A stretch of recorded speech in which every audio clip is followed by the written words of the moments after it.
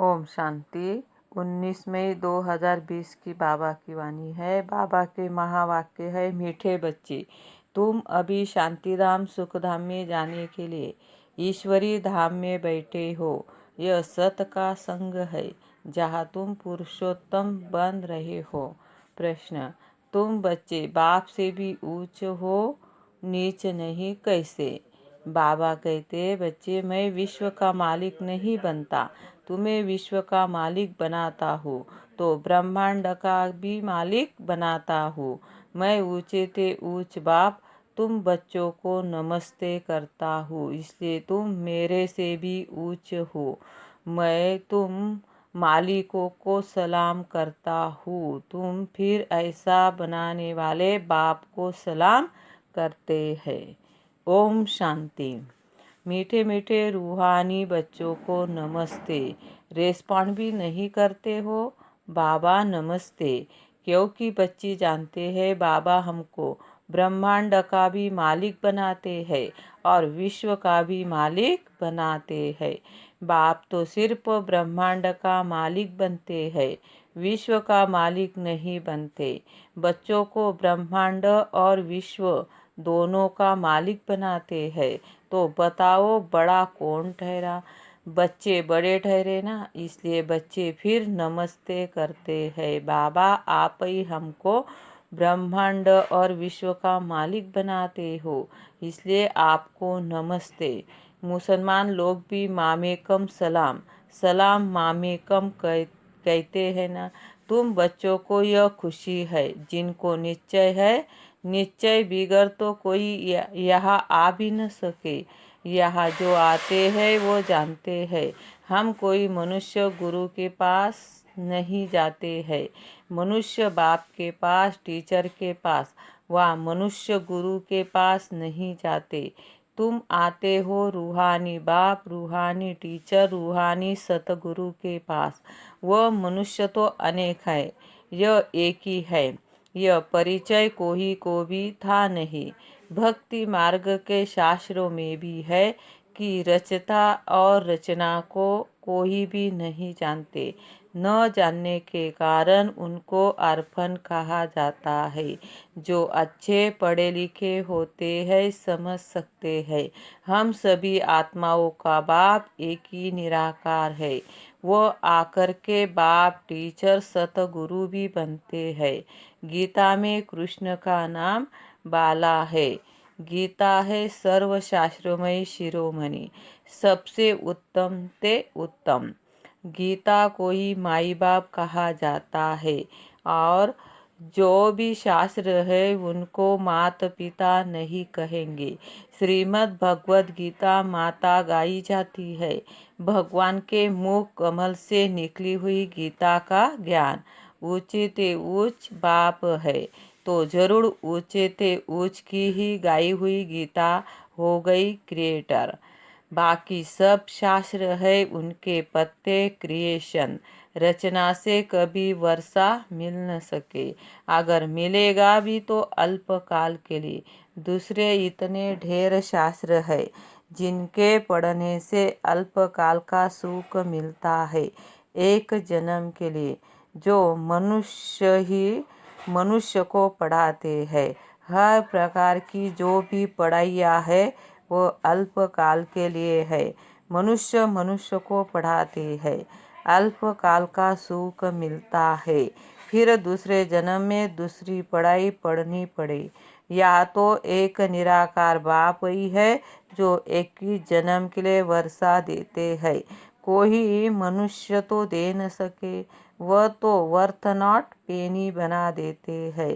बाप बनाते हैं पाउंड। अभी बाप बेड बच्चों को समझाते हैं, तुम सब ईश्वर के बच्चे हो ना। सर्वव्यापी कहने से अर्थ कुछ नहीं समझते। सब में परमात्मा है, तो फिर फादरहुड हो जाता है। फादर ही फादर है, तो फिर वर्षा कहाँ से मिले? किसी का दुख कौन हरे? बाप कोई दुख हरता सुख करता कहा जाता है। फादर ही फादर का तो कोई अर्थ ही नहीं निकलता। बाप बेड समझाते हैं, यह है ही रावण राज्य। यह भी ड्रामा में नूंद है, इसलिए चित्र में भी क्लियर दिखाया है। तुम बच्चों की बुद्धि में है, हम पुरुषोत्तम संगम युग पर है। बाप पुरुषोत्तम बनाने आए हुए हैं। जैसे बैरिस्टरी, डॉक्टरी आदि पढ़ते हैं, जिससे मर्तबा पाते हैं। समझते हैं इस पढ़ाई से हम फलाना बनूंगा। या तुम सत के संग में बैठे हो, जिससे तुम सुखधाम में जाते हो। सत धाम भी दो है, एक सुखधाम, दूसरा है शांति धाम। यह है ईश्वरीय धाम। बाप रचता है न, जो बाप द्वारा समझकर होशियार होते हैं, उनका कर्तव्य है सर्विस करना। बाप कहेंगे, तुम अभी समझकर होशियार हुए हो, तो शिव के मंदिर में जाकर समझाओ। उन्हें बोलो, इस पर फल फूल, मक्खन, घी, आक के फूल, गुलाब के फूल वैरायटी क्यों चढ़ाते हो? कृष्ण के मंदिर में आक के फूल नहीं चढ़ाते हैं, वह बहुत अच्छे खुशबूदार फूल ले जाते हैं। शिव के आगे आक के फूल तो गुलाब के फूल भी चढ़ाते हैं। अर्थ तो कोई जानते नहीं। इस समय तुम बच्चों को बाप पढ़ाते हैं, कोई मनुष्य नहीं पढ़ाते। और सारी दुनिया में मनुष्य मनुष्य को पढ़ाते हैं। तुमको भगवान पढ़ाते हैं। कोई मनुष्य को भगवान कदाचित कहा नहीं जाता। लक्ष्मी नारायण को भी भगवान नहीं, उनको देवी देवता कहा जाता है। ब्रह्मा विष्णु शंकर को भी देवता कहेंगे। भगवान एक बाप ही है, वह है सभी आत्माओं का बाप। सभी को कहते भी है यह परमपिता परमात्मा। उनका सच्चा सच्चा नाम है शिव, और तुम बच्चे हो शालिग्राम। पंडित लोग जब रुद्र यज्ञ रचते हैं, तो शिव का बहुत बड़ा लिंग बनाते हैं, और शालिग्राम छोटे छोटे बनाते हैं। शालिग्राम कहा जाता है आत्मा को, शिव को कहा जाता है परमात्मा को। वह सभी का बाप है। हम सब है भाई भाई कहते भी है ब्रदरहुड। बाप के बच्चे हम भाई भाई है, फिर भाई बहन कैसे हुए? प्रजापिता ब्रह्मा के मुख से प्रजा रची जाती है, वो है ब्राह्मण और ब्राह्मणिया। हम प्रजापिता ब्रह्मा की संतान है, इसलिए बीके कहलाते हैं। अच्छा, ब्रह्मा को किसने पैदा किया? भगवान ने। ब्रह्मा विष्णु शंकर, यह सब क्रिएशन है। सूक्ष्म वतन की भी रचना हो गई। ब्रह्मा मुख कमल से तुम बच्चे निकले हो, ब्राह्मण ब्राह्मणिया कहलाते हो। तुम ब्रह्मा मुख वंशावली एडाप्टेड हो। प्रजापिता ब्रह्मा के बच्चे कैसे पैदा करेंगे? जरूर एडाप्ट करेंगे। जैसे गुरु के फॉलोअर्स एडाप्ट होते हैं, उनको कहेंगे शिष्य। तो प्रजापिता ब्रह्मा सारी दुनिया का पिता हो गया। उनको कहा जाता है great great grandfather. Prajapita Brahma यह चाहिए ना। सूक्ष्म वतन में भी ब्रह्मा नाम गाया हुआ है, ब्रह्मा विष्णु शंकर। परंतु सूक्ष्म वतन में प्रजा तो होती नहीं। प्रजापिता ब्रह्मा कौन है, यह सब बाबेड़ समझाते हैं। वो ब्राह्मण लोग भी अपने को ब्रह्मा की औलाद कहते हैं। अब ब्रह्मा कहाँ है? तुम कहेंगे यह बैठे है, वो कहेंगे होकर गया है। वो फिर अपने को पुजारी ब्राह्मण कहलाते हैं। अभी तुम प्रैक्टिकल में हो। प्रजापिता ब्रह्मा के बच्चे आपस में भाई बहन हो गए। ब्रह्मा को एडाप्ट किया है शिव बाबा ने। कहते भी है, मैं इस बूढ़े तन में प्रवेश कर तुमको राजयोग सिखलाता हूँ।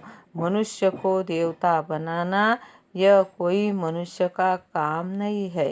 बाप को ही रचता कहा जाता है। भारतवासी जानते हैं, शिव जयंती भी मनाई जाती है। शिव है बाप।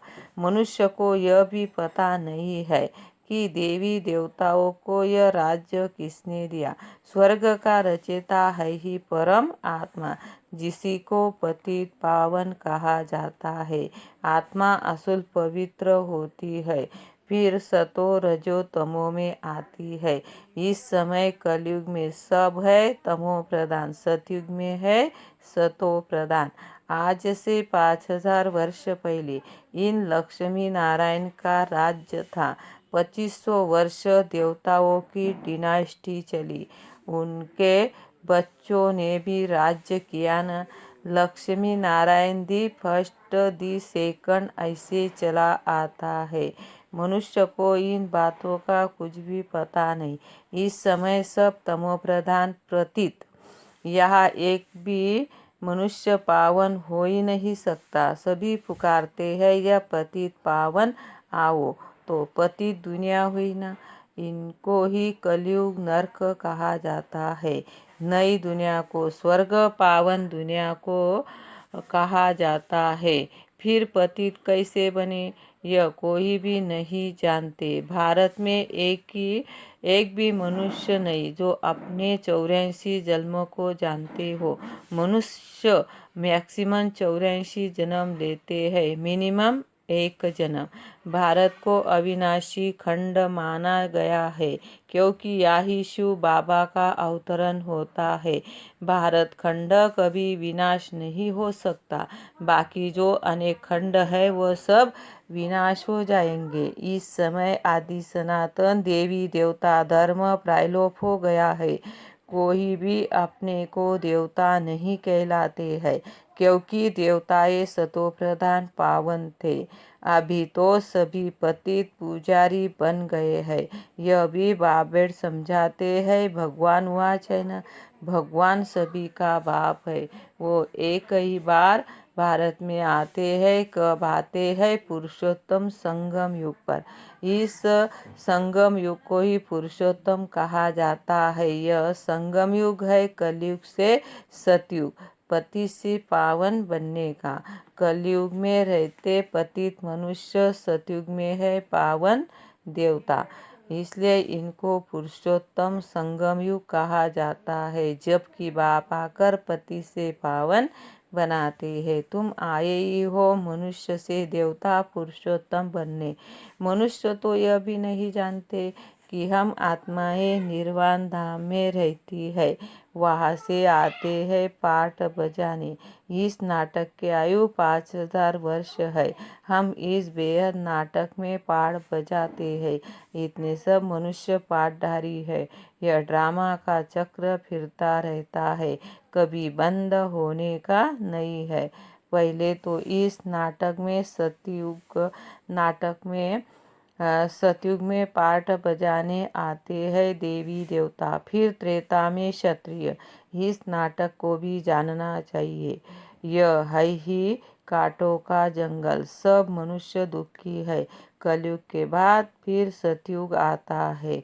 कलयुग में ढेर मनुष्य, सतयुग में कितने होंगे? बहुत थोड़े। आदि सनातन सूर्यवंशी देवी देवताएं ही होंगे। यह पुरानी दुनिया अब बदलनी है। मनुष्य सृष्टि से फिर देवताओं की सृष्टि होगी। आदि सनातन देवी देवता धर्म था, परंतु अब अपने को देवता कहलाते नहीं। अपने धर्म को ही भूल गए हैं।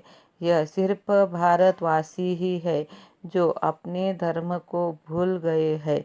हिंदुस्तान में रहने के कारण हिंदू धर्म कह देते हैं। देवता ये तो पावन है, यह पतित, इसलिए अपने को देवता कह नहीं सकते। देवताओं की पूजा करते रहते हैं, अपने को पापी नीच कहते। अब बाप समझाते हैं, तुम ही पूज्य थे, फिर तुम ही पुजारी पतित बने हो। हम सो का अर्थ भी समझाया है। वो कह देते हैं आत्मा सो परमात्मा। यह है झूठा अर्थ, झूठी काया, झूठी माया। सतयुग में ऐसे नहीं कहेंगे। सचखंड की स्थापना बाप करते हैं, झूठखंड फिर रावण बनाते हैं। यह भी बाप आकर समझाते हैं। आत्मा क्या है, परमात्मा क्या है, यह कोई भी नहीं जानते। बाप कहते हैं तुम आत्मा बिंदी हो, तुम्हारे में 84 जन्मों का पाठ नूंदा हुआ है।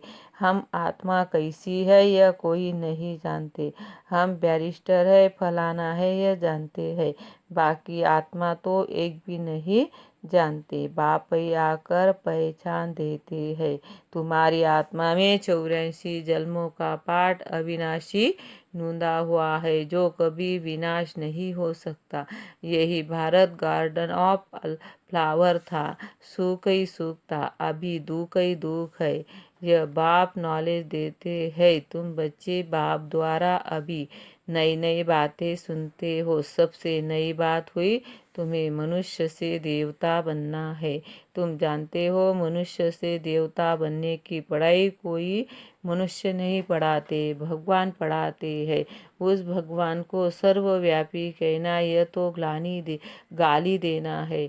जब बाप समझाते हैं मैं 5000 वर्ष बाद आकर भारत को स्वर्ग बनाता हूँ, रावण नरक बनाते हैं, यह बातें दुनिया में और कोई नहीं जानते। बाप ही आकर तुमको मनुष्य से देवता बनाते हैं। गायन भी है, मूत फलित कपड़ धोए, वहाँ विकार होता नहीं। वो है ही संपूर्ण निर्विकारी दुनिया। अभी है विशेष वर्ल्ड, बुलाते हैं पतित पावन आओ। हमको रावण ने पतित बनाया, परंतु जानते नहीं कि रावण कब आया, क्या हुआ। रावण ने कितना कंगाल बना दिया है। भारत 5000 वर्ष पहले कितना साहूकार था। सोने हीरे जवाहरों के महल थे, कितना धन था। अभी क्या हालत हो सो सिवाय बाप के सिरताज कोई बना न सके। अभी तुम कहते हो शु बाबा भारत कोई हेबिन बनाते हैं। अब बाप कहते हैं मौत सामने खड़ा है, तुम वानप्रस्थी हो, अब जाना है वापिस।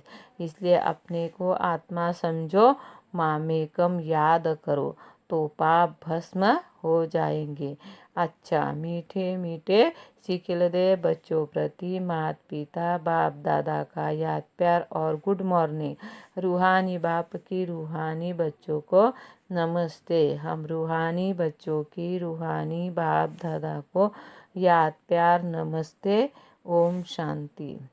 धारणा के लिए मुख्य सार, पहली पॉइंट, हम ब्रह्मा मुख वंशावली ब्राह्मण है। स्वयं भगवान हमें मनुष्य से देवता बनाने की पढ़ाई पढ़ा रहे हैं। इस नशे और खुशी में रहना है।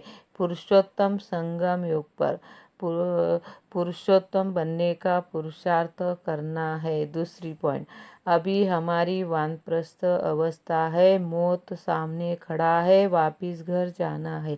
इसलिए बाप की याद से सब पापों को भस्म करना है। बाबा का वरदान है रूहानी यात्री हो, इस स्मृति में सदा उपराम न्यारे और निर्मोही भव। रूहानी यात्री सदा याद की यात्रा में आगे बढ़ते रहते हैं। यह यात्रा सदा ही सुखदायी है। जो रूहानी यात्रा में तत्पर रहते हैं उन्हें दूसरी कोई यात्रा करने की आवश्यकता नहीं। इस यात्रा में सब यात्राएं समाई हुई है। मन व तन से भटकना बंद हो जाता है, तो सदा यही स्मृति रहे कि हम रूहानी यात्री है। यात्री का किसी में भी मोह नहीं होता। उन्हें सहज ही उपराम न्यारे व निर्मोही बनने का वरदान मिल जाता है। स्लोगन है सदा वाह बाबा, वाह तकदीर और वाह मीठा परिवार, यही गीत गाते रहो। अच्छा, ओम शांति।